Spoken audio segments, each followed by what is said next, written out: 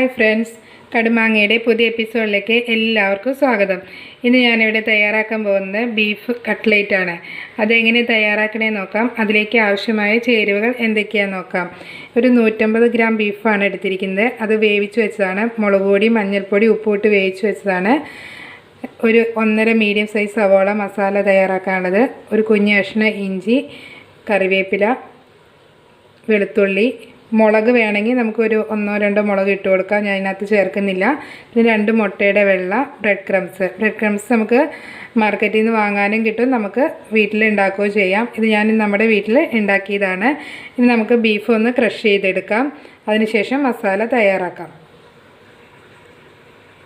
അതായത് കണ്ടില്ലേ, ഇങ്ങനെ ഒന്ന് ക്രഷ് ചെയ്തെടുത്തിട്ടുണ്ട്. ഇനി നമുക്ക് മസാല തയ്യാറാക്കാം.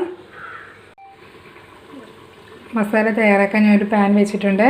നമുക്കതിനകത്തേക്ക് വെളിച്ചെണ്ണ ഒഴിച്ച് കൊടുക്കാം.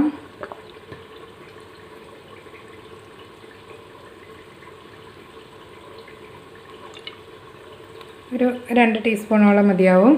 നമുക്കിതിനകത്ത് വെളിച്ചെണ്ണ ചൂടായി വരുമ്പോൾ സവോളയും ഇഞ്ചിയും വെളുത്തുള്ളിയും കൂടി ഇട്ട് കൊടുക്കാം.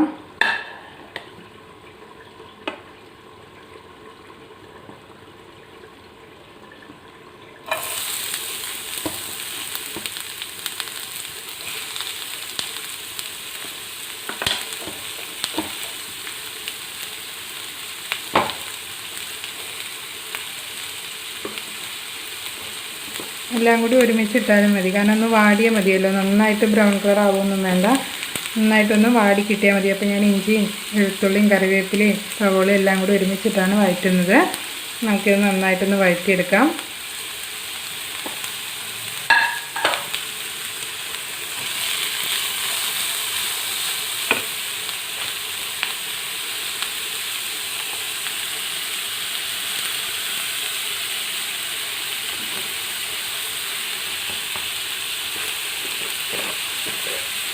നന്നായിട്ട് വഴന്ന് വരാൻ വേണ്ടിയിട്ട് നമുക്ക് ഇതിനകത്തേക്ക് ശകലം ഉപ്പുപൊടി ഇട്ട് കൊടുക്കാം.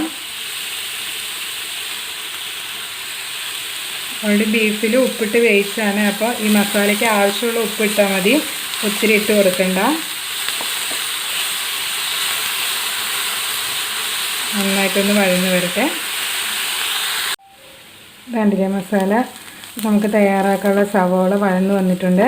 നമുക്കതിനകത്തേക്ക് ആവശ്യമായ ഈ മസാലയ്ക്ക് ആവശ്യമുള്ള കുറച്ച് മുളക് പൊടിയും കുറച്ച് മഞ്ഞൾപ്പൊടിയും കുറച്ച് ഗരം മസാല ഇട്ടാൽ മതി. ബീഫിന് ഓൾറെഡി നമ്മൾ മുളക് പൊടി ഇട്ടതാണ്, അതുകൊണ്ട് ഒരു നുള്ളെന്ന് പറഞ്ഞാൽ അത്രയും മുളക് പൊടി ഇട്ട് കൊടുത്തിട്ടുണ്ട്, അല്ലെങ്കിൽ എരിവ് മതിയാവും. അതുപോലെ അത്രയും മഞ്ഞൾപ്പൊടി, നമുക്ക് ഗരം മസാല ഇട്ട് കൊടുക്കാം. അത് ബീഫിന് ഇടാത്തതുകൊണ്ട് തന്നെ ഒരു 1/4 ടീസ്പൂൺ നമുക്ക് ഇട്ട് കൊടുക്കാം. നന്നായിട്ട് ഇതിൻ്റെ പച്ചമണം ഒന്ന് മാറട്ടെ. പച്ചമണം മാറിയതിന് ശേഷം നമുക്ക് ഇതിനകത്തേക്ക് ബീഫ് ഇട്ട് കൊടുക്കാം.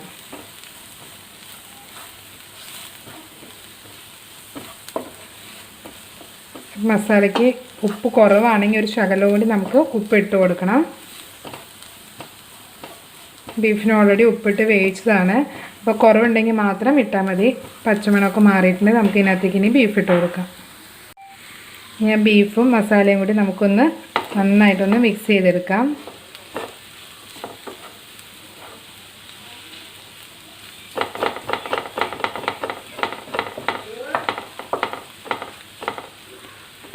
എരിവ് വേണ്ടവർക്ക് കുറച്ച് പച്ചമുളകും കൂടി ഇട്ടാൽ മതി. നമുക്ക് കുട്ടികൾക്ക് കൊടുക്കുമ്പോൾ അത് എരിവ് വേണ്ടാത്തതുകൊണ്ട് ഞാൻ അതിനകത്ത് മുളക് യൂസ് ചെയ്യുന്നില്ല.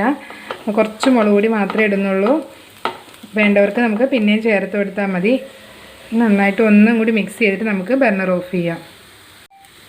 നമുക്ക് ബർണർ ഓഫ് ചെയ്തിട്ട് ആറാൻ വെയിറ്റ് ചെയ്യാം. അതിനുശേഷം നമുക്ക് കട്ട്ലേറ്റ് ഉണ്ടാക്കിയെടുക്കാം. ഇത് കണ്ടില്ലേ, എല്ലാം ഞാനിങ്ങനെ പരത്തി വെച്ചിട്ടുണ്ട്. നമുക്ക് ഓരോന്നായിട്ട് ബ്രെഡ് ക്രംസിൽ മുക്കിയിട്ട് മുട്ടവെള്ളയിൽ മുക്കിയിട്ട് ഒന്നും കൂടി ബ്രെഡ് ക്രംസിൽ മുക്കാം. അതിന് 2 പ്രാവശ്യം മുക്കുന്നത് വെച്ച് കഴിഞ്ഞാൽ നന്നായിട്ടൊന്ന് പിടിക്കാൻ വേണ്ടിയാണ് 2 പ്രാവശ്യം മുക്കുന്നത്. അല്ലെങ്കിൽ ഡയറക്റ്റ് മുട്ടവെള്ളയിൽ മുക്കിയിട്ട് ബ്രെഡ് ക്രംസിൽ 1 പ്രാവശ്യം മുക്കിയാലും മതി. ഞാൻ 2 പ്രാവശ്യം മുക്കുന്നുണ്ട്.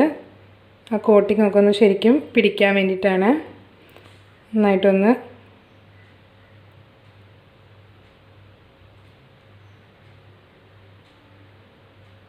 നമുക്ക് മുട്ടവെള്ളയിൽ മുക്കി കൊടുക്കാം. വീണ്ടും ബ്രെഡ് ക്രംസിൽ മുക്കി കൊടുക്കാം.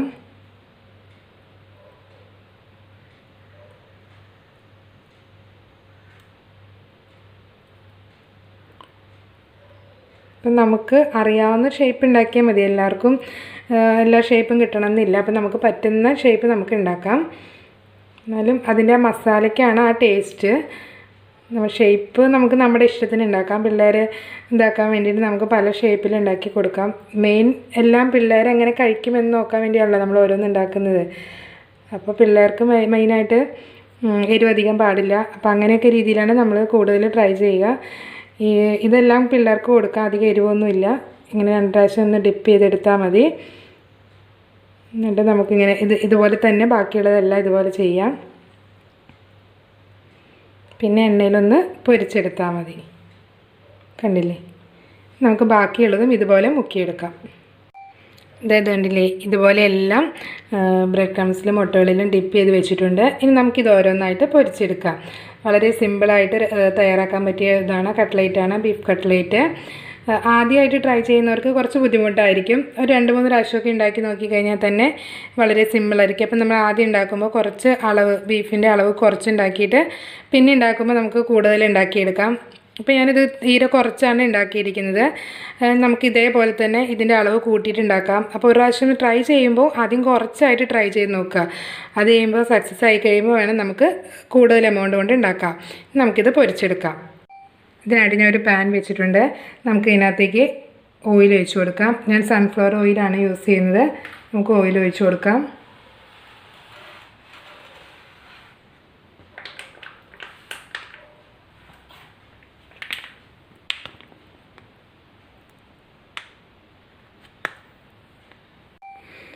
ഞാൻ ഓയിൽ ഒഴിച്ച് കൊടുത്തിട്ടുണ്ട്. നമുക്ക് ഓയിൽ നന്നായി ചൂടായതിന് ശേഷം നമുക്ക് ഓരോ ഇതിട്ട് കൊടുക്കാം. എണ്ണ നന്നായിട്ട് ചൂടായിട്ട് വരട്ടെ. നന്നായി ചൂടാവുന്നതിന് മുന്നേ ഇട്ട് കഴിഞ്ഞാൽ എന്താണെന്ന് വെച്ച് കഴിഞ്ഞാൽ അതിന് നമ്മൾ ആ ബ്രെഡ് ക്രംസൊക്കെ പൊടിഞ്ഞു പോവും. നമ്മളൊന്ന് ഇട്ട് ഒരു 2 മിനിറ്റ് കഴിഞ്ഞതിന് ശേഷം നമുക്ക് മറിച്ചിടാവുള്ളൂ. അല്ലെങ്കിൽ അപ്പോഴും അത് പൊടിഞ്ഞു പോകാൻ ചാൻസ് ഉണ്ട്. അപ്പോൾ അതുകൊണ്ട് നമ്മൾ ഒന്ന് നന്നായിട്ട് എണ്ണ നന്നായി തിളയ്ക്കണം. തിളച്ചതിന് ശേഷം ഇട്ട് ഒരു 2 മിനിറ്റ് കഴിഞ്ഞതിന് ശേഷം മാത്രമേ നമ്മൾ തിരിച്ചിടാൻ പറ്റുള്ളൂ. അല്ലെങ്കിൽ അത് പൊടിഞ്ഞു പോകും. ഇത് എണ്ണ നന്നായിട്ട് തിളച്ച് വരുന്നുണ്ട്. നമുക്ക് ഓരോന്നായിട്ട് ഇട്ട് കൊടുക്കാം. ഇട്ട് കൊടുത്തിട്ട് സിമ്മിലേക്ക് ആക്കിയാലും മതി. കരിഞ്ഞു പോകുന്ന പേടിയുള്ളവർക്ക് സിമ്മിലേക്ക് ആക്കി കൊടുക്കാം.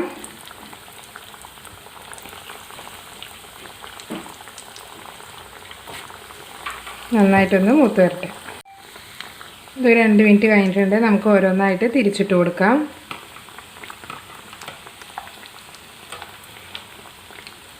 കണ്ടോ?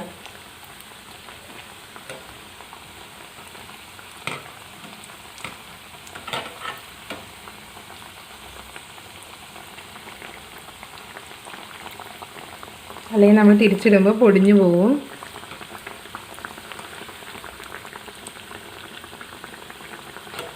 എല്ലാം അങ്ങനെ തിരിച്ചിട്ട് കൊടുക്കണം.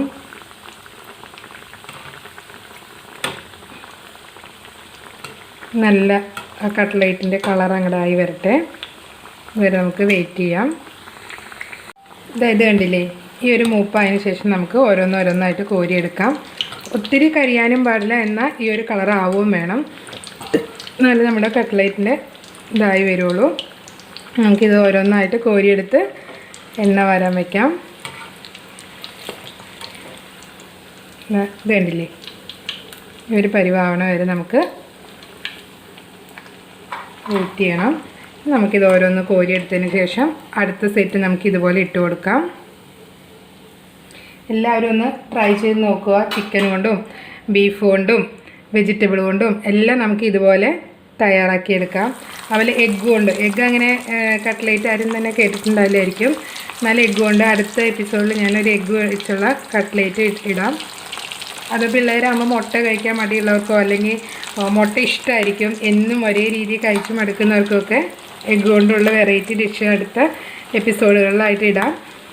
എല്ലാവരും ഒന്ന് കണ്ടു നോക്കണം. കുട്ടികൾക്കൊക്കെ സ്കൂൾ വിട്ട് വരുമ്പോൾ സ്നാക്സായിട്ടും അതുപോലെ ടിഫിൻ്റെ ഒപ്പമൊക്കെ കൊടുത്തു വിടാം. നമുക്ക് ഇതുപോലെ 2 മിനിറ്റ് ശേഷം നമുക്ക് തിരിച്ചിട്ട് കൊടുക്കാം. ഇത് നമുക്ക് വെയിറ്റ് ചെയ്യാം.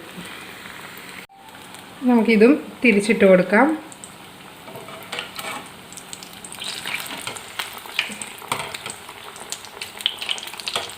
ഈ ഒരു പരിവാകുമ്പോൾ തിരിച്ചിട്ടാലും മതി.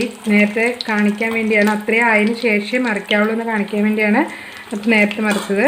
അല്ലെങ്കിൽ ഇത് ഈ ഒരു ഭാഗമായിട്ട് മറിച്ചിട്ടാലും മതി. അപ്പോൾ നമുക്ക് പെട്ടെന്ന് തന്നെ ഒരു പ്രാവശ്യം കൊണ്ട് തന്നെ തിരിച്ചിട്ടാൽ മതി. മറ്റേതാകുമ്പോൾ 2-3 പ്രാവശ്യം അങ്ങോട്ടും ഇങ്ങോട്ടും നമുക്ക് കരിഞ്ഞു പോകുന്നുള്ള പേടി കൊണ്ട് മറിച്ചിടേണ്ടി വരും. അപ്പോൾ നമ്മൾ 2-3 പ്രാവശ്യം ട്രൈ ചെയ്തതിന് ശേഷം നമുക്ക് മനസ്സിലാവുള്ളൂ എങ്ങനെയാണ് ഇത് തയ്യാറാക്കേണ്ടതെന്ന്. അപ്പോൾ പിന്നെ ഒറ്റ ട്രിപ്പ് കൊണ്ട് തന്നെ നമുക്ക് മറിച്ചിട്ടെടുക്കാം. ആദ്യമായിട്ട് ട്രൈ ചെയ്യുന്നവരാണെങ്കിൽ അങ്ങനെ ഒന്ന് ട്രൈ ചെയ്തിട്ട് ചെയ്താൽ മതി, അല്ലെങ്കിൽ കരിഞ്ഞു പോകും. നമുക്കിതിനി കോരിയെടുക്കാം. നമുക്കിതും കോരിയെടുത്ത് എണ്ണ വാർന്നു പോകാൻ വേണ്ടി മാറ്റി വയ്ക്കാം. ഇപ്പം എണ്ണ പോകാൻ വേണ്ടി ഒരു ടിഷ്യൂ പേപ്പറിൽ വെച്ച് കൊടുത്താൽ മതി. അല്ലെങ്കിൽ ഇങ്ങനെ അതുപോലത്തെ ഒരു അരിപ്പക്കൊട്ടയിലോ എന്തിനേലും കുറച്ച് നേരം വെക്കണം. അല്ലെങ്കിൽ ഇത് എണ്ണയിലായതുകൊണ്ട് ഒരു ചെറിയൊരു എണ്ണമയം ഉണ്ടാവും. അത് പോകാൻ വേണ്ടി നമ്മൾ ടിഷ്യൂ പേപ്പർ വയ്ക്കുന്നതാണ് കുറച്ചുകൂടി നല്ലത്. അല്ലെങ്കിൽ ഇതുപോലത്തെ ഏതെങ്കിലും അരിപ്പയിലോ എന്തെങ്കിലും വെക്കുക. കുറച്ച് നേരം കഴിയുമ്പോൾ നമുക്ക് സെർവ് ചെയ്യാനെടുക്കാം. ഇതാ നമ്മുടെ സ്വാദിഷ്ടമായ ബീഫ് കട്ട്ലേറ്റ് റെഡി ആയിട്ടുണ്ട്. എല്ലാവരും ഒന്ന് ട്രൈ ചെയ്ത് നോക്കണം. വളരെ സിമ്പിളാണ്. ആദ്യമായിട്ട് ട്രൈ ചെയ്യുന്നവർക്ക് കുറച്ച് ബുദ്ധിമുട്ടായിട്ട് തോന്നുള്ളൂ. 2-3 പ്രാവശ്യമൊക്കെ ഉണ്ടാക്കി നോക്കുകയാണെങ്കിൽ വളരെ സിമ്പിളാണ്. പിള്ളേരൊക്കെ സ്കൂൾ വിട്ട് വരുമ്പോഴത്തേക്കൊക്കെ പെട്ടെന്ന് ഉണ്ടാക്കി കൊടുക്കാം. അല്ലെങ്കിൽ വീക്കെൻഡിൽ ജോലിക്കാരൊക്കെയാണ് വീക്കെൻഡിൽ ഒഴിയിട്ടുമ്പോഴൊക്കെ ഉണ്ടാക്കി കൊടുക്കാം. ചിക്കൻ കൊണ്ടും ബീഫ് കൊണ്ടും എഗ്ഗ് കൊണ്ടും വെജിറ്റബിൾ കൊണ്ടും ഒക്കെ നമുക്ക് ഇതുപോലെ കട്ട്ലേറ്റ് ഉണ്ടാക്കാം. ഞാൻ മുന്നേ ചിക്കൻ ഇട്ടിട്ടുണ്ടായിരുന്നു. ഇനി അതിൻ്റെ പുറകെ എഗ്ഗിൻ്റെയും വെജിറ്റബിളൊക്കെ ഇടാം. എല്ലാവരും ഇതൊന്ന് ട്രൈ ചെയ്ത് നോക്കണം. എൻ്റെ ഈ ചാനൽ ആദ്യമായിട്ടാണ് കാണുന്നതെങ്കിൽ സബ്സ്ക്രൈബ് ചെയ്യാൻ മറക്കരുത്. അടുത്ത ദിവസം നമുക്ക് മറ്റൊരു ഡിഷുമായി വീണ്ടും കാണാം.